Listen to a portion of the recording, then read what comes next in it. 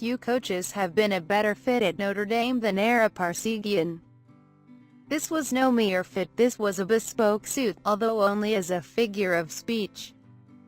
The Parseghian, who came to South Bend, Indiana, December 1963, never stood still long enough for a tailor to measure him. The legendary coach, who died Wednesday at 94, was in a hurry his whole life. Parseghian's life is an icon of 20th-century America. He was a child of immigrants, an Armenian father and a French mother.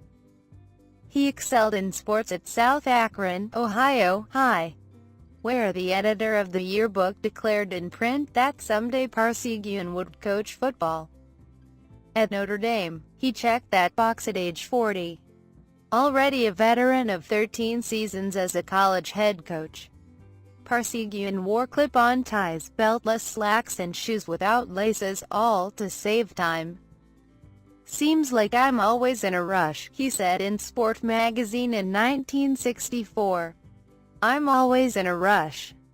Don't know where I'm going, but I'm always in a rush." Parseghian coached the Fighting Irish for 11 seasons and won 95 games, lost 17 and tied 4. He also led the Irish to 2 national championships, in 1966 and 1973. At most schools, that record would be unmatched. This being Notre Dame, Parseghian's winning percentage of .836 ranks only 3rd, behind Knute Rockne and Frank Leahy. That was the allure and the challenge of coaching the Irish in the middle of the 20th century. But Parseghian won as much as he did with a handicap. Unlike Rockne and Leahy, he took over a program in shambles. In the decade between Leahy and Parseghian, the Irish went through 3 coaches and averaged 5 wins per season. Parseghian didn't hesitate. "If I don't have the courage to take this job, then am I really worthy of the job that I have?" he asked, according to Jim Dent's book about the 1964 Irish resurrection. Notre Dame didn't recruit Parseghian. He called them. He had driven Northwestern as high as No. 1 in 1962, and he fought mighty Ohio State to a draw. It is utterly amazing when Northwestern, over a 6-game period, can win 3 against Woody Hayes, the late Beano Cook said. He had that great win in 58, 21-0, against Ohio State. "I can still see the picture in the paper, players carrying him off the field. The game was at Northwestern, and his fist was in the air." But Parseghian clashed with the athletic director and grew tired of student apathy. After one of his 2 victories at the Horseshoe, Parseghian commented on the flight home that he couldn't wait to see the reception his team would get when it returned to campus. A sports writer on the plane told him there would be no students waiting for him, and a disbelieving Parseghian bet a steak dinner. He lost. The year after Northwestern reached number 1, he left. "I've gone as far as I can without school spirit," Parseghian told Father Theodore Hesburgh, the president of Notre Dame. "I'm a believer in emotionalism in athletics. And I know they have it at Notre Dame, and I know I can do better there." Parseghian apprenticed under the tutelage of post-war football royalty. He played at Great Lakes Naval Training Station for Pro Football Hall of Famer Paul Brown.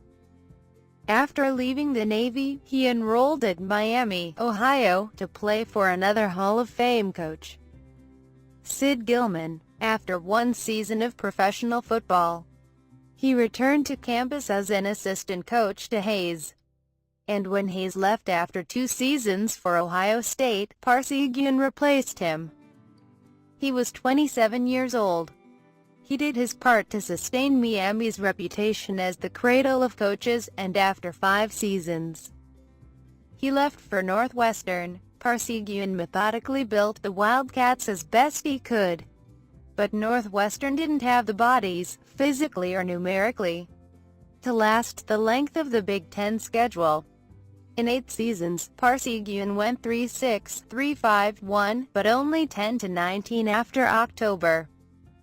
A lack of depth never plagued Parseghian at Notre Dame. After October in the regular season, he went the 2nd of June 35.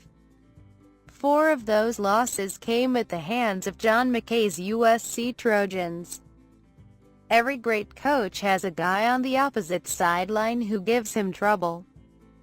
For Parseghian, it was McKay, against whom he went 3-6-2. For Paul Bear Bryant, it was Parseghian, who beat Bryant 3 times by a total of 6 points.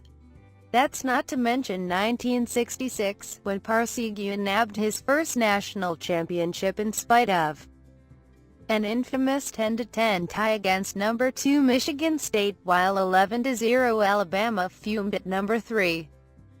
Until the day he died, Parseghian had to battle the perception that he didn't try to beat the Spartans. The Irish took over possession at their own 30 with 1:10 to play, and Parseghian, the guy in a hurry, the coach who'd never sat, chose to sit on the ball and run out the clock. More characteristic was the gutsy call that sealed his second national championship. In a battle of unbeatens on a rainy New Year's Eve at Tulane Stadium, number 3 Notre Dame led No. 1 Alabama 24-23 late in the 4th quarter. Bryant, playing the percentages, elected to punt and pin the Irish deep in their territory. On 3rd and 8 from the 2-yard line, Parseghian called a long pass. Tom Clements threw 36 yards to his backup tight end, Robin Weber, whose second catch of the season sealed the game and the national championship. That's right, bad conditions, long pass, seldom used target. Parseghian coached aggressively, and it paid off. By then, the pressure of coaching Notre Dame had begun to grind him down. After winning the national championship in '73, the Irish went 10-2 the next year. When you win 10 games and hear fans grumble, it's not such a good fit anymore. Parseghian had hurried and pushed himself hard for nearly 30 years. That was enough. After the 1974 season, he retired at age 51 and never coached again.